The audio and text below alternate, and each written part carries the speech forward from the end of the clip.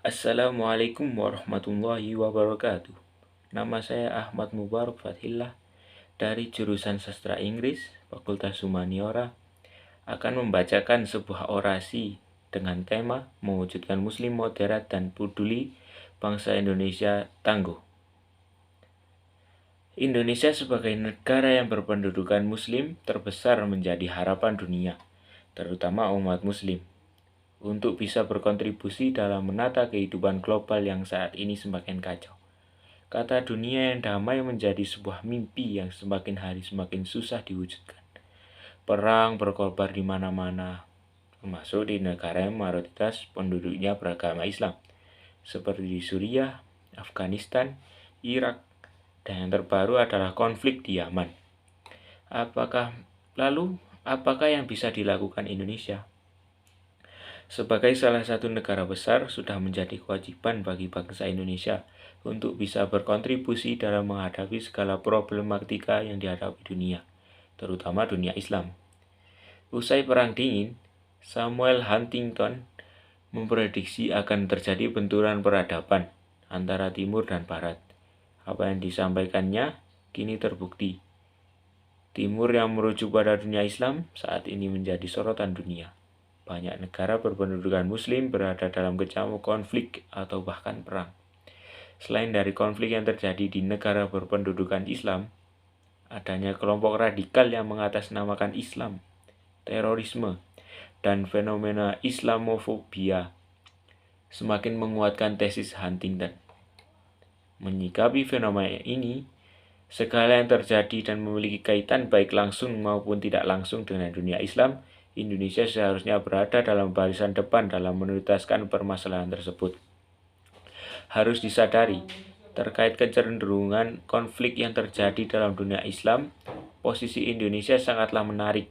Indonesia relatif stabil, padahal heterogenitas di Indonesia sangatlah tinggi, termasuk dalam hal keyakinan beragama.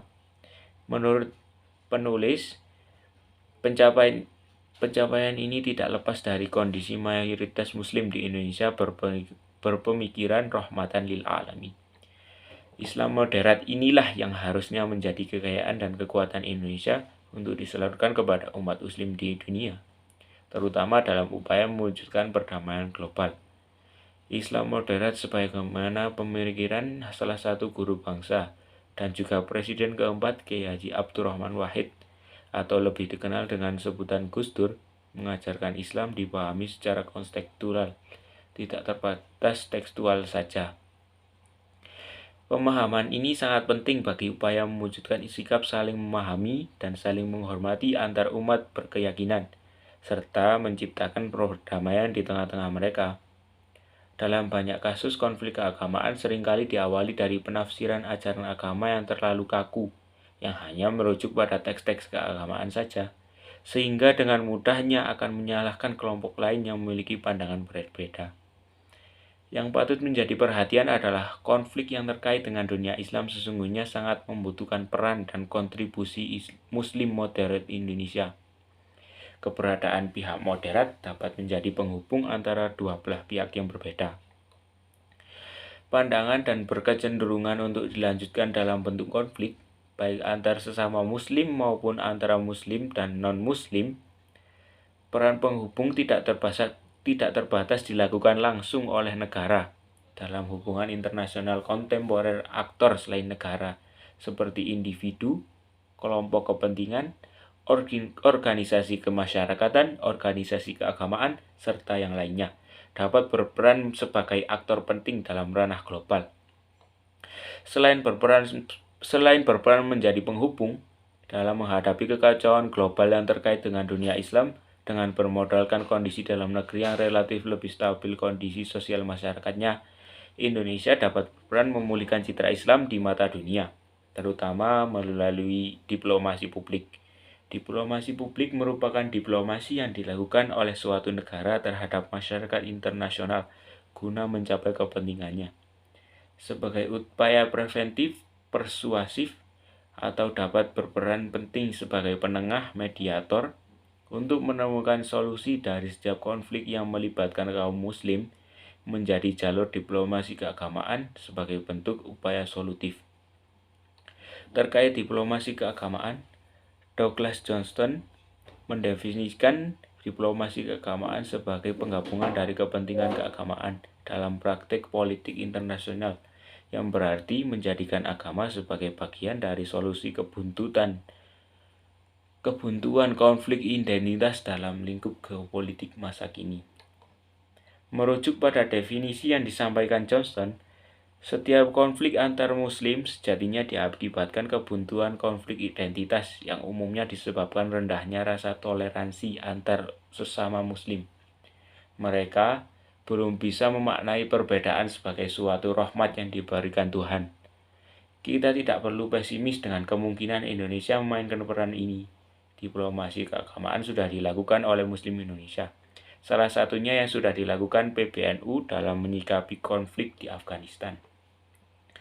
PBNU berperan aktif dalam menengahi konflik yang terjadi di Afghanistan. Konflik antar etnik berkepanjangan yang mayoritas penduduknya beragama Islam. Sikap moderat PBNU bisa diterima pihak yang bertikai dan mampu memberi dampak yang cukup berarti. Salah satunya adalah ketika berhasil membebaskan 27 warga negara Korea Selatan yang disandera Taliban. Selain itu, mampu mempertemukan pihak-pihak yang bertikai guna mencari solusi konflik. Bahkan bisa meyakinkan Taliban untuk mau duduk bersama di meja perundingan yang sebelumnya menolak segala perundingan, serta tumbuhnya harapan baru bagi masa depan Muslim Afghanistan dengan berdirinya NU Afghanistan yang terdiri dari para ulama-ulama berbagai kelompok yang ada di Afghanistan yang mulai menyadari pentingnya persatuan dan persaudaraan. Diplomasi keagamaan yang telah dilakukan PBNU merupakan bukti bahwa Muslim Indonesia bisa diterima dan bahkan dipercaya umat Muslim di belahan dunia lain. Ini merupakan sebuah progres yang harus didukung agar Islam modern yang ada di Indonesia memungkinkan menjadi solusi bagi permasalahan global yang saat ini terkait dengan Islam, baik Islam sebagai sebuah ajaran maupun sebagai sebuah identitas. Dalam beberapa kasus yang dilakukan Muslim Indonesia telah membuahkan hasil yang menggembirakan, yang diakui masyarakat dunia termasuk dari pihak non-Muslim sekalipun.